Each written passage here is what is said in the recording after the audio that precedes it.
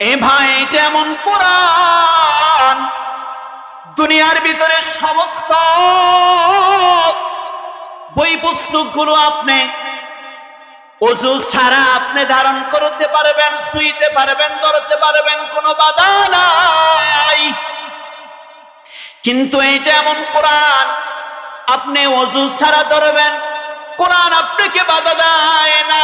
না না না, আমি কোরআন হচ্ছি নূর, আমাকে ওযু ছাড়া ধরা যাবে না। তার কারণ আমি জবান থেকে বাইর হইছি, উনি নূর, ওই জবান থেকে আমি বাইর হইছি। আমি রহমান থেকে আসছি, আমি সাধারণ কোরআন নয়। ওযু ছাড়া আমাকে ধরা যাবে না।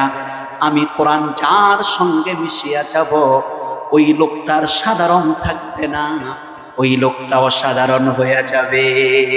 কন্যা সুবহান।